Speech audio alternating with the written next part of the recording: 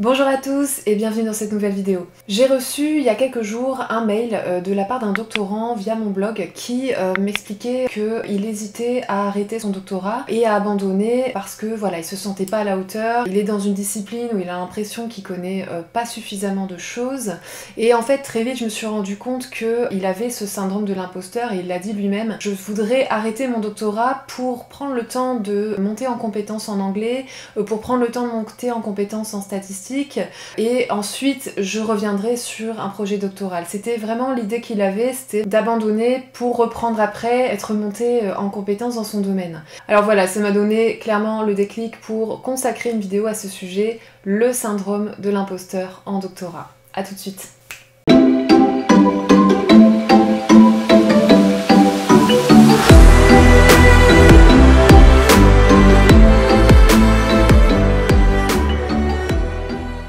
Alors pourquoi les doctorants ont le syndrome de l'imposteur? Ça c'est un vaste sujet, je pense que c'est important de poser les bases pour que chacun comprenne justement d'où ça peut venir. Est-ce que c'est juste vous ou est-ce que c'est tous les doctorants? La réalité, c'est que si vous êtes doctorant, vous avez forcément déjà eu cette idée en tête de vous dire j'ai pas le niveau en fait, je vais repartir en arrière, je vais mettre sur pause, je vais arrêter, je vais revenir plus tard, j'arrête tout et ça, si vous abandonnez, vous savez très bien, je pense vraiment au fond de vous, si vous l'avez pas encore fait, c'est que vous savez bien que si vous arrêtez, vous n'allez pas revenir. Donc surtout, on n'oublie pas que cette idée qu'on n'est pas à la hauteur, cette idée qu'on n'a pas le niveau, on l'a toujours eu. Dès lors qu'il y a un examen, on se sent pas à la hauteur.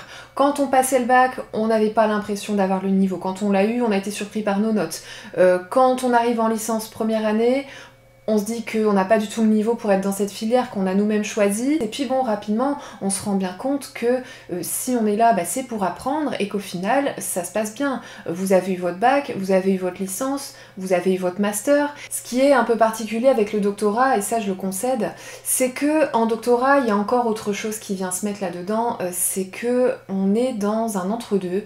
On a un master, donc on est censé avoir un champ de compétences, d'expertise, et on se rend compte en doctorat qu'en fait c'est pas trop le cas. On a un peu compensé nos lacunes en master par d'autres notes où on était meilleur et du coup quand on se retrouve en doctorat on a l'impression que on sait pas grand chose en fait. Ce qui est aussi très compliqué avec le doctorat, c'est que on est parfois sous contrat, parfois on n'a pas de financement, parfois on enseigne, parfois on est au chômage, parfois les deux, et ça je pense vraiment que c'est le terrain idéal pour la prolifération d'idées qui vont à l'encontre de toute notion d'accomplissement et de toute notion de confiance en soi. Parce que si vous avez un financement, vous allez douter de vos capacités parce que vous êtes rémunéré et que vous avez l'impression que vous n'avez pas encore d'expertise vraiment.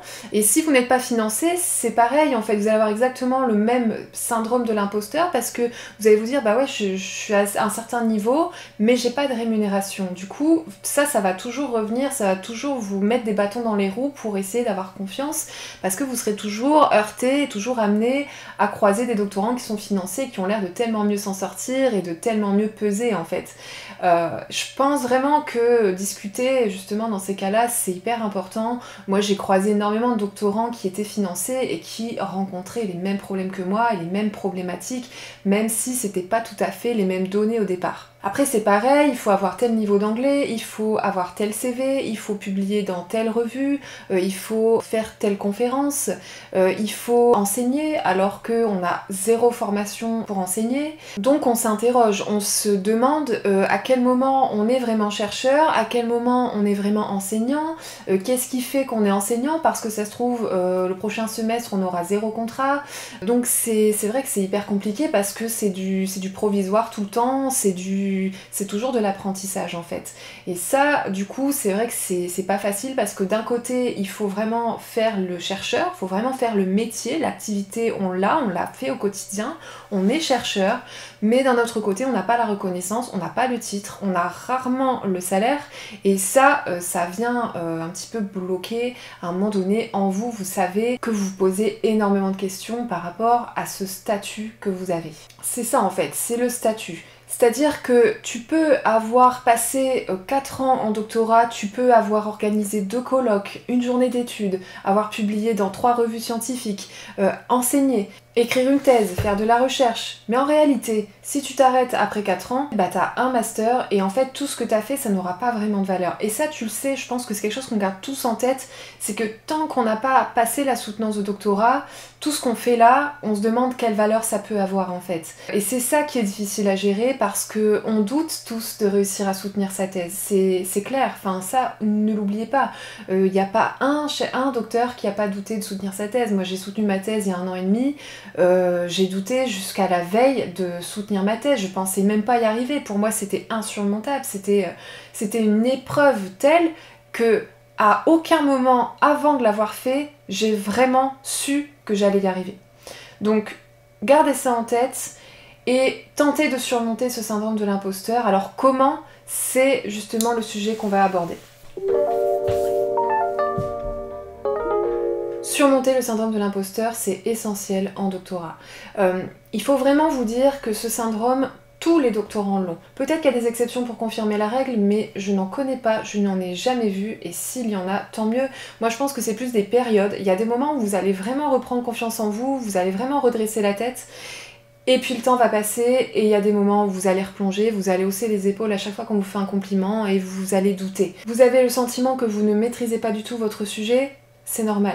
Vous n'êtes pas bilingue, c'est pas grave. Vous ne connaissez pas tel logiciel, il faut apprendre le logiciel, c'est pas grave. Vous vous sentez isolé, bienvenue au club. Votre directeur de thèse n'est pas le meilleur communicant, bienvenue au club. Vous êtes passé à côté d'une référence hyper importante dans votre domaine de recherche et vous êtes en 2e année, c'est courant. Vous doutez de la pertinence de votre problématique, normal. Vous avez un plan qui est bancal, bienvenue au club. Vous avez l'impression que tous les ouvrages que vous devez lire, ils sont à l'autre bout du monde ou alors ils sont à 600 € sur Amazon, normal. Mais vraiment, tous les doctorants ont vécu ça, c'est tellement vécu, c'est tellement intégré, tout ça, ça se surmonte en fait. N'oubliez pas que tous les doctorants se posent ces questions, c'est juste le lot quotidien de tous les doctorants.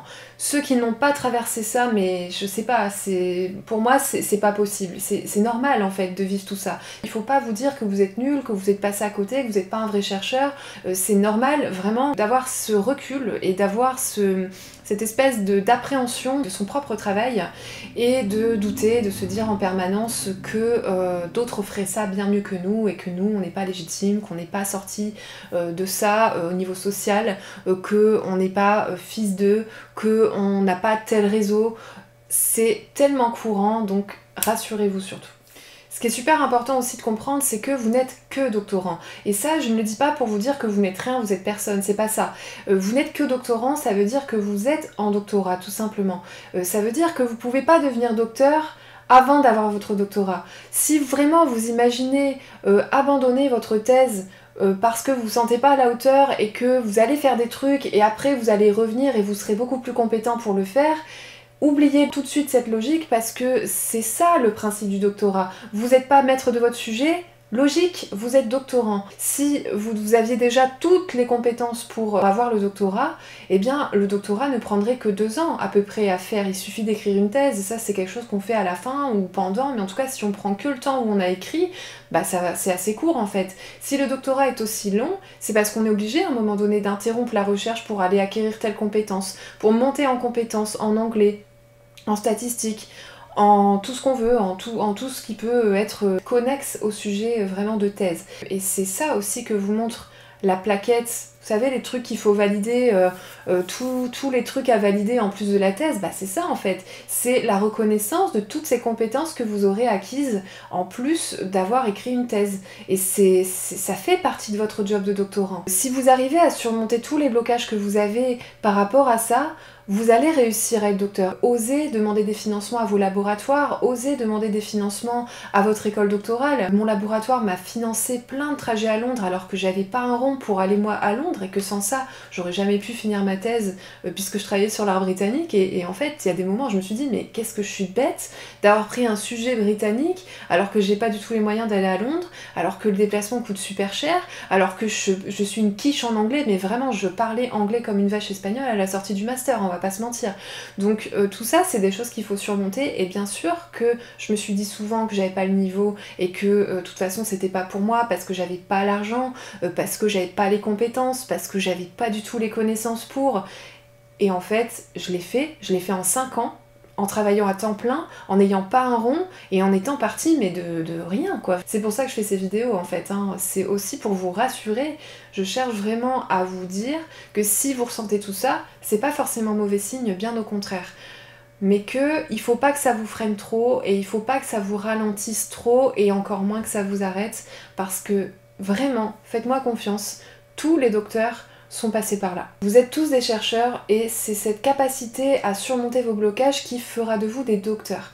Alors accrochez-vous, ne doutez pas de vous trop. Douter, ça fait partie de votre travail, mais vraiment n'oubliez pas que surmonter sa thèse, c'est se surmonter soi. Vous en êtes parfaitement capable, je vous l'assure. Courage à tous, n'oubliez pas que vous n'êtes pas seul, et à la semaine prochaine pour une nouvelle vidéo. Salut!